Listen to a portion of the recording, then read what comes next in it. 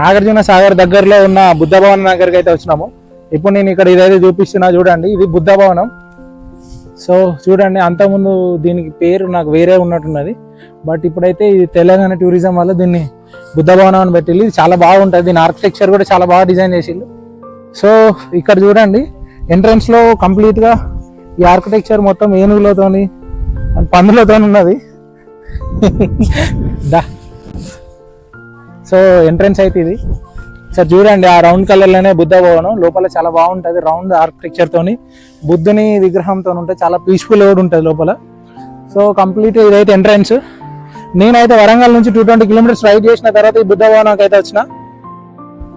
So ఇక్కడ దీని history, entrance plaza అంట.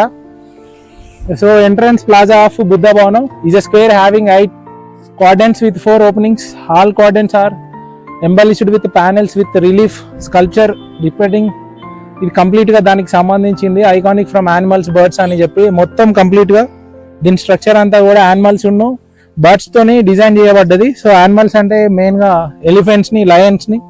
అండ్ ఇక్కడ చూడండి, వాల్స్ మీద కూడా డిఫరెంట్ స్ట్రక్చర్స్ అయితే సో ఇదైతే overall blue print for this Buddha భవనం. ఇదైతే కంప్లీట్ ఓవర్ వ్యూ. ఇక్కడ చూడండి, ఇది ఒక పిక్చర్ కూడా ఉంది, ఇదే రియల్ పిక్చర్ మనకి ఇక్కడ కూడా అనిపిస్తుంది. సో మనకు ఏదైతే మన ఫ్లాగ్ లో ఈ రౌండ్ షేప్ లో ధర్మచక్ర ఉందో, సో బుద్ధుని యొక్క ఇది సింబల్ కూడా, ఈ సింబల్ కూడా మనకి ఇదంతా కూడా అంటే ఆర్కిటెక్చర్ లాగా చేయబడ్డది. చూడండి, లయన్స్ కానీ, ఎలిఫెంట్స్ కానీ, ఇక్కడ స్ట్రక్చర్స్ కానీ చాలా బాగున్నది. అండ్ కంప్లీట్ గా అక్కడ కంప్లీట్ లోపల మాత్రం చాలా బాగుంటది. సో ఇక్కడైతే చూడండి, ఈ బుద్ధ భవనం ముందు ఒక వాల్ ఉన్నది. వాల్ పైన చాలా అద్భుతంగా, చాలా అందంగా కూడా డిజైన్ చేసిల్లు. ఇదంతా ఓల్డ్ ఆర్కిటెక్చర్. సో ఇవి ఇక్కడ ఈ ఏరియాలో అయితే ఫేమస్ అంట బుద్ధ భవనం. నాగార్జున సాగర్కి 5 కిలోమీటర్స్ ముందే ఫస్ట్ స్టాప్ బుద్ధ భవనం అనేది కనిపిస్తుంది. సో ప్రతి ఒక్కరు కూడా ఇక్కడ విజిట్ చేసి తర్వాత నాగార్జున సాగర్ విజిట్ అవుతారు. ఇక చూడండి, మన ఫ్లాగ్ లో ఏదైతే ఎంబలం ఉంటుందో మధ్యలో ధర్మచక్ర, సో బేస్డ్ ఆన్ బుద్ధుని బేస్ చేసుకుని మనకి ఇదైతే ఫ్లాగ్ లో పెట్టారు. సో మనం అయితే లోపల దాన్ని చూద్దాం, దాని ఆర్కిటెక్చర్. సో చూడండి, ఎంత బ్యూటిఫుల్ గా ఇక్కడ గార్డెనింగ్ కానీ అంత చాలా ప్రశాంతంగా ఉన్నది. అటు సైడ్ హోటల్ కూడా, మనం ఏమన్నా ఫుడ్, అంతా ఓల్డ్ ఆర్కిటెక్చర్, నార్మల్ కూడా కాకుండా ప్రతిదీ కూడా ఒక డీటెయిల్డ్ గా చేశారు. సో ఇక్కడ చూడండి, ఇది కంప్లీట్ ఎంట్రన్స్. ఈ ఎంట్రన్స్ నుంచి పోతే మనకు అది కనబడుతుంది. అందులో బుద్ధుడు ఉంటాడు, చాలా పీస్ఫుల్గా ఉంటుంది. మేము లాస్ట్ టైం కూడా పోయినాం. అందులో బుద్ధుడు స్టాచ్యూ ఉంటుంది, చాలా పీస్ఫుల్గా. ఓకే, ఇంకా చాలా బాగుంటుంది ఇక్కడ. ఓకే, సో ఇప్పుడు మనం దాంట్లోకి వెళ్ళా. చెప్పండి, తెలిసిందే బుద్ధుడు అంటే ఒక పీస్ఫుల్ నేచర్, అంటే ఒక పీస్ఫుల్ ఎన్విరాన్మెంట్ అయితే ఉంటుంది. సో లోపల కూడా అట్లే ఉన్నది. చూడండి, ఈ స్టెప్స్ మీదకి వెళ్ళి వెళ్తేనే లోపల చాలా పీస్ఫుల్గా ఉంటుంది అంట. బట్ ఇప్పుడు ఏంటంటే మనకు టైం లేదు, ప్లస్ ఇప్పుడు లంచ్ బ్రేక్, ఇప్పుడు అయితే ఓపెనింగ్ లేదు. సో గేట్కి అయితే వీళ్ళు లాక్ చేశారు. సో మనం తర్వాత టైం ఉన్నప్పుడు అయితే ఈవినింగ్ ఇఫ్ పాసిబుల్ మనం అయితే వచ్చి తీస్తాం లోపల. బట్ అయితే ఇప్పుడైతే చూడండి, ఆ రౌండ్ స్ట్రక్చర్తో ఎంత బాగా బిల్డ్ చేసిల్లో దీన్ని. సో ఇప్పటివరకు అయితే ఈ బుద్ధ భవనం గురించి ఇంతే హిస్టరీ. ఇది చాలా బాగా ఆర్కిటెక్ట్ చేశారు. లోపల మాత్రం చాలా పీస్ఫుల్గా ఉంటుంది. సో బుద్ధుని దగ్గర పోతే ఎంత పీస్ఫుల్గా ఉంటుందో సేమ్ మీ అందరికీ తెలుసు. సో ఇక్కడ వరకు అయితే నేను ఈ రికార్డ్ని స్టాప్ చేస్తున్నా. సో నెక్స్ట్ అయితే ఇక్కడ ఒక హోటల్ ఉంది, సిద్ధార్థ హోటల్. నాకు తెలిసి ఒకప్పుడు దీని పేరు కూడా సిద్ధార్థ అని పెట్టిల్లు, బట్ ఇప్పుడు వచ్చేసి బుద్ధ భవనం అని పెట్టిల్లు. ఈ సిద్ధార్థ హోటల్లో టిఫిన్ చేసాము మేము. సో ఎందుకంటే నేను లాంగ్ నుంచి వచ్చాను కాబట్టి, సో నేను ఇక్కడ టిఫిన్ చేశాను, చాలా బాగున్నది. ఇంకోటి ఏంటంటే హోటల్ కూడా ఏదైతే బుద్ధునికి సంబంధించిన ఆర్కిటెక్చర్ ఉందో సేమ్ దాన్ని కూడా అలానే బిల్డ్ చేశారు. కావాలంటే ఒకసారి ఇక్కడ చూపిస్తాం, మీరు రండి.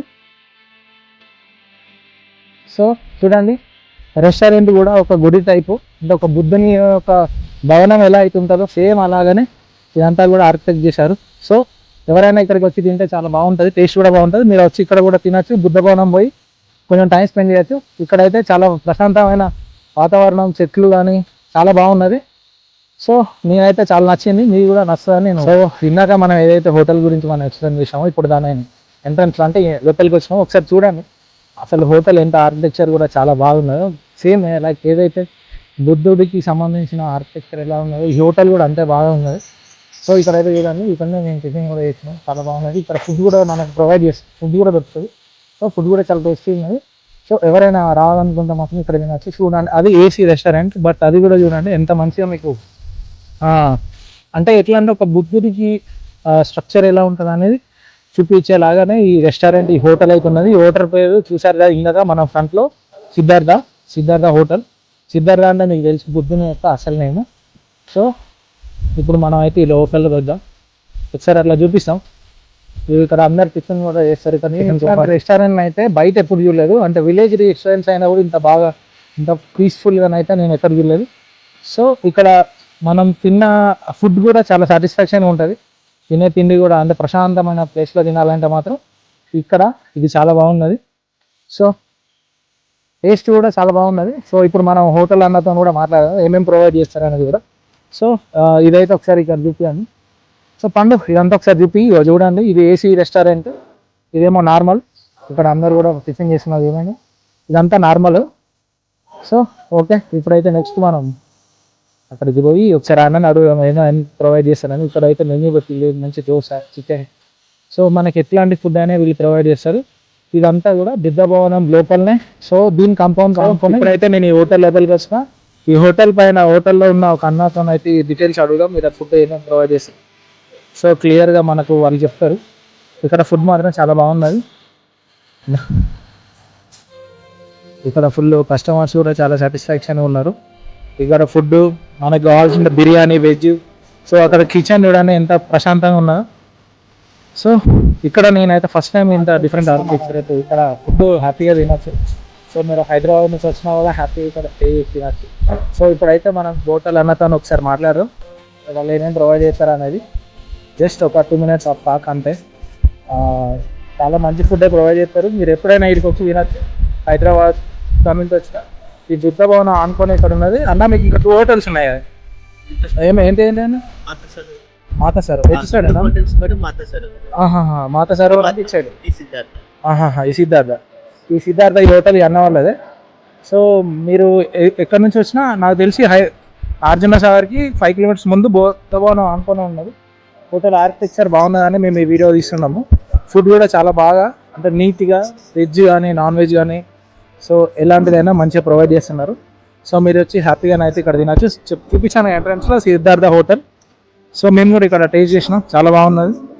ఓకే అన్న, థ్యాంక్ యూ అన్న, వీడియోకి పర్మిషన్ ఇచ్చిన అన్న. 2 minutes మరి అన్ననే మనకు వీడియోకి పర్మిషన్ ఇచ్చింది, థ్యాంక్స్ అన్న.